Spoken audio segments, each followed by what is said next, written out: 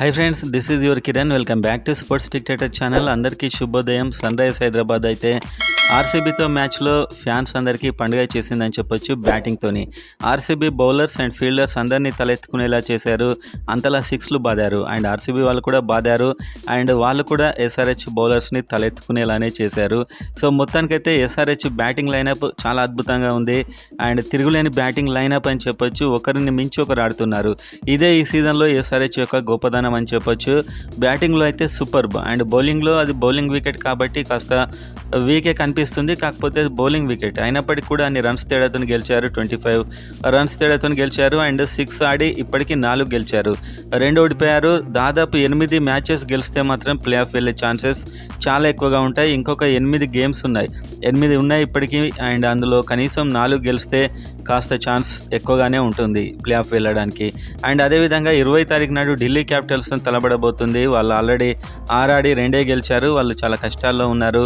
వాళ్ళ mystery spinner Kuldeep Yadav ఇన్ని రోజులు ఆడలేదు. ఇంతకుముందు మ్యాచ్లో అతడైతే వచ్చేసాడు ఆటలోకి అండ్ అతను తానేంటో చూయించాడు లక్నో సూపర్ జైంట్స్ మీద అండ్ విజృంభించాడని చెప్పొచ్చు కుల్దీప్ యాదవ్ మిస్టరీ స్పిన్నర్.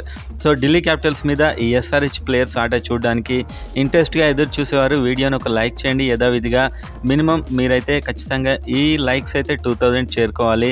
అంతలా ఎస్ఆర్హెచ్ ఫ్యాన్స్ అయితే ఉన్నారో లేదో చూద్దాం.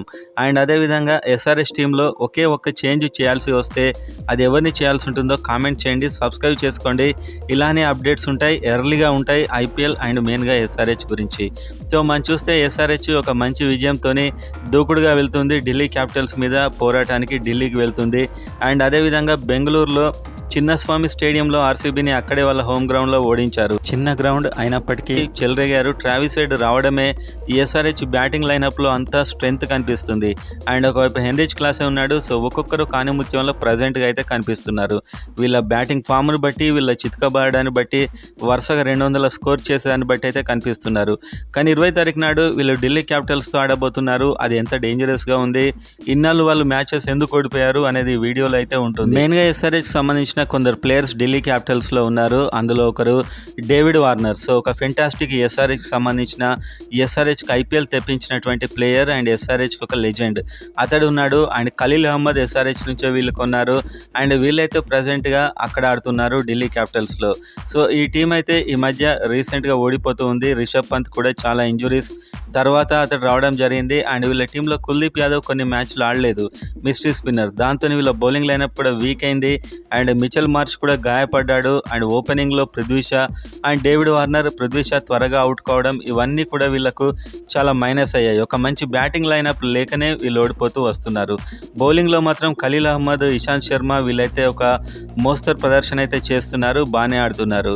అండ్ బ్యాటింగ్ లైనప్ సెట్ అయితే వీళ్ళు చాలా విజృంభిస్తారనొచ్చు. అదేవిధంగా వీళ్ళు ఒక విదేశీ ప్లేయర్ని వాళ్ళు ఇంట్రడ్యూస్ చేశారు, జేక్ ఫ్రేజర్ మెగ్గర్గ్ అనే ఒక విదేశీ ప్లేయర్. సో ఈ జేక్ ఫ్రేజర్ మెగ్గర్గ్ అయితే చాలా హిట్టర్, ఇతను మంచి హిట్టర్, చాలా లీగ్స్లో హిట్టింగ్ చేశాడు, చెలరేగాడాడు. అతడు ఇంతకుముందు మ్యాచ్లో ఎల్ఎస్జీ మీద కూడా చెలరేగాడు. సో మొత్తానికి రిషబ్ పంత్ కూడా ఫామ్లోకి వచ్చాడు.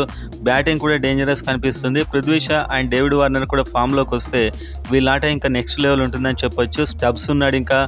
అండ్ అదేవిధంగా Shai Hope West Indies player and big hitter ఇతను. అండ్ అక్షర్ పటేల్ ఒక మంచి స్పిన్నర్. అండ్ కుల్దీప్ యాదవ్ ఇతను మీకు తెలుసు mystery spinner. Mukesh Kumar India కాడే ఫాస్ట్ బౌలర్. ఇషాంత్ శర్మ, ఖలీల్ అహ్మద్, అభిషేక్ పోరెల్. ఈ విధంగా వీళ్ళ 12 మంది ఇంపాక్ట్ ప్లేయర్తో కలిపి అయితే ఉన్నారు. వీళ్ళకి ఇంకా Mitchell Marsh, Heinrich Nortje and Jhye Richardson మొదలైన ప్లేయర్స్, కుమార్ కుషాగ్రా ఇలాంటి ప్లేయర్స్ ఉన్నారు. ఒక విధంగా చూస్తే వీళ్ళ బ్యాటింగ్ అండ్ బౌలింగ్ స్ట్రాంగ్గానే ఉంది. కాకపోతే ఫామ్లో లేరు ఎవరు. అండ్ ఇప్పుడు కుల్దీప్ యాదవ్ అయితే ఫామ్లో ఉన్నాడు. అతను మిస్టరీ స్పిన్తోని టోటల్ మ్యాచ్ని ఎల్ఎస్జీని అయితే ఓడించాడు, సింగిల్ హ్యాండ్తో ఓడించాడు కుల్దీప్ యాదవ్ అని చెప్పొచ్చు. ఎందుకంటే స్పిన్లో ఒక 3 వికెట్లు త్వరగా తీస్తే మిగతా బ్యాట్స్మెన్ మీద ఒత్తిడి పెరిగిపోతుంది. మిగతా బౌలర్స్ కూడా డేంజరస్గానే కనిపిస్తారు. అలాంటి బౌలింగ్ అయితే వేశాడు Kuldeep Yadav. So left arm mystery spinner. So ఇతడు ఎలా పర్ఫామ్ చేస్తాడు ఎస్ఆర్హెచ్ మీద అనేది చూడడం చాలా ఇంట్రెస్టింగ్గా అయితే ఉండబోతుంది. అండ్ బ్యాటింగ్లో రిషబ్ పంత్, పృథ్వీ షా, డేవిడ్ వార్నర్ వీళ్ళు ఎలాగూ ఉన్నారు. షై హోప్ ఉన్నాడు అండ్ ఇంకొక batsmen Jake Fraser McGurk. So ఇలాంటి మంచి మంచి బ్యాట్స్మెన్ అయితే ఉన్నారు ప్రజెంట్గా. వీళ్ళు ఫామ్లోకి వస్తే చాలా హిట్టింగ్ కూడా చేయగలరు. అండ్ వీళ్ళ బౌలర్స్ కూడా ఒక మాదిరి ఉన్నారు. స్పిన్లో మాత్రం బలంగా ఉన్నారు. కుల్దీప్ యాదవ్ అండ్ అక్షర్ పటేల్ మంచి స్పిన్నర్స్. సో ఫాస్ట్ బౌలింగ్లో ఇషాంత్ శర్మ బాగానే వేస్తున్నాడు. ఖలీల్ అహ్మద్ కూడా సూపర్ బౌలింగ్ వేస్తున్నాడు. పర్పుల్ క్యాప్ రేస్లో లిస్ట్‌లో కూడా ఇతనున్నాడు. అండ్ వీళ్ళ మీద ఎస్ఆర్హెచ్ చూసినట్లయితే ఆల్రెడీ ఎలాంటి ఫామ్‌లో ఉన్నారో మీరు చూసారు. 2 సార్లు ఐపీఎల్ రికార్డ్‌ను బ్రేక్ చేశారు. ఒకసారి ఆర్సీబీది, ఒకసారి తమది తామే బ్రేక్ చేశారంటే ఇది మామూలు పర్ఫార్మెన్స్ కాదు. And Travis head, Abhishek Sharma ఇంకా కన్ఫర్మ్ ఓపెనర్స్‌గా వీళ్ళే ఉంటారు. ఇద్దరు లెఫ్ట్ హ్యాండర్సే ఓపెనర్స్‌గా ఉంటారు. అండ్ ఎస్ఆర్హెచ్‌లో ఇప్పుడు వన్ డౌన్‌లో ఎవరు వస్తారనేది చాలా ఇంట్రెస్టింగ్‌గా మారింది. ఎక్కువ బాల్స్ ఆడే అవకాశం రాకపోవట్లేదు. అందుకే పెద్ద స్కోర్ చేయలేకపోతున్నాడు హెన్రిచ్ క్లాసెన్. అందుకే ఇతన్ని ఆర్సీబీ మీద పంపించారు. అండ్ అక్కడ చాలా చెలరేగి ఆడాడు. మంచి స్కోర్ అయితే చేశాడు హెన్రిచ్ క్లాసెన్. సో ఇతడికి ప్లేస్ ఫిక్సా అంటే ఇది చాలా కారణాల మీద ఆధారపడి ఉంటుంది. సో టీమ్ మేనేజ్మెంట్ ప్లాన్ మీకు యాక్చువల్గా ఏంటంటే ఒకవేళ ఇద్దరు ఓపెనర్స్ చెలరేగినట్లయితే, రన్స్ ఎక్కువ చేయాల్సిన అవసరం లేనట్లయితే అప్పుడు హెన్రిచ్ క్లాసెన్ వస్తాడు. ఒకవేళ ఎర్లీగా వికెట్ పడినట్లయితే అప్పుడు ఖచ్చితంగా వీళ్ళు ఎడెన్ మార్కరమ్ను పంపిస్తారు. ఇది మేనేజ్మెంట్ ప్లాన్. ఎందుకంటే ఆల్రెడీ ఒక 100, 150 కొట్టిన తర్వాత అప్పుడు పెద్ద బాల్స్ వేస్ట్ చేసే అవకాశం ఉండదు.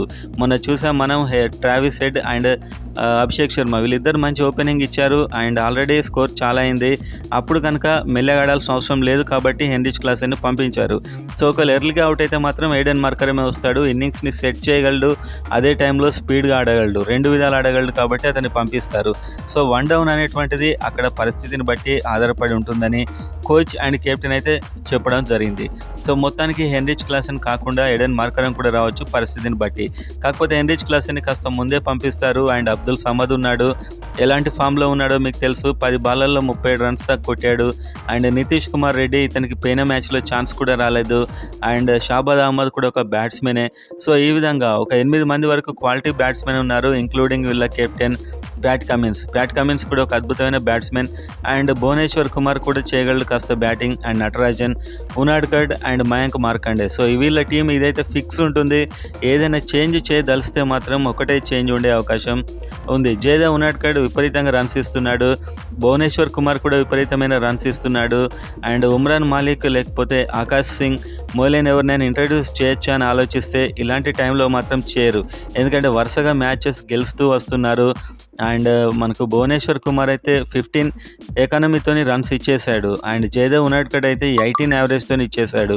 సో ఈ విధంగా వీళ్ళు రన్స్ ఇస్తున్నారు. కానీ ఒక మంచి బౌలింగ్ వికెట్ మీద కనుక వీళ్ళు పర్ఫార్మెన్స్ ఇచ్చినట్లయితే డెఫినెట్గా వీళ్ళను చేంజ్ చేసే అవకాశం అయితే ఉంటుంది. కానీ అది బ్యాటింగ్ వికెట్ కాబట్టి వీళ్ళని రన్స్ ఇచ్చినా కూడా మొత్తానికి పెద్ద పట్టించుకోరనిపిస్తుంది.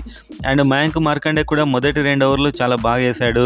విజయానికి ఒక రకంగా కారణం Pat Cummins and Mayank Markande bowling మాత్రమే అని చెప్పొచ్చు. ఎందుకంటే మిగతా వాళ్ళు ఎవరిని వాళ్ళు పట్టించుకోలేదు ఆర్సీబీ వాళ్ళు. అండ్ ఢిల్లీ క్యాపిటల్స్ వాళ్ళ హోమ్ గ్రౌండ్. సో ఖచ్చితంగా ఢిల్లీ క్యాపిటల్స్ బ్యాట్స్మెన్ కూడా చెలరేగే ఛాన్స్ ఉంది. అండ్ ఎస్ఆర్హెచ్లో బౌలింగ్లో కాస్త చూసుకోవాలి భువనేశ్వర్ కుమార్ అండ్ జయదేవ్ ఉనాడ్కడ్. మొత్తానికి భువి అయితే నిరాశపరుస్తున్నాడు. తన రేంజ్కి తను బౌలింగ్ చేయట్లేదు. ప్యాట్ కమిన్స్ అయితే మ్యాచ్ విన్నర్, డెఫినెట్గా మ్యాచ్ విన్నర్. సో అందుకే ఇప్పుడు మనకు నెంబర్ 1లో ఎవరిని పంపించాలి అనేది వీళ్ళ ఒక మంచి ప్లాన్ అయితే అది వర్కౌట్ అవుతుంది. అండ్ మొన్న నితీష్ కుమార్ రెడ్డిని పంపించారు. ఇలా వాళ్ళు ఎవరి అవసరం అనుకుంటే వాళ్ళని బ్యాటింగ్ ఆర్డర్ మారుస్తూ పంపిస్తున్నారు. అందరూ బిగ్ హిట్టర్సే కాబట్టి ఎస్ఆర్హెచ్ బ్యాటింగ్ లైనప్ ఈసారి చాలా బలంగా ఉందని చెప్పుకోవచ్చు. సో మొత్తానికి ఢిల్లీ క్యాపిటల్స్ మీద ఎలాంటి సందేహం లేకుండా ఎస్ఆర్హెచ్ బ్యాటింగ్ బలంగా ఉంది, ఫాస్ట్ బౌలింగ్ బలంగా ఉంది. స్పిన్ డిపార్ట్మెంట్ ఒక్కటి ఢిల్లీ క్యాపిటల్స్కి అడ్వాంటేజ్. ఆ స్పిన్లో ఏం చేస్తారో చూడాలి మరి.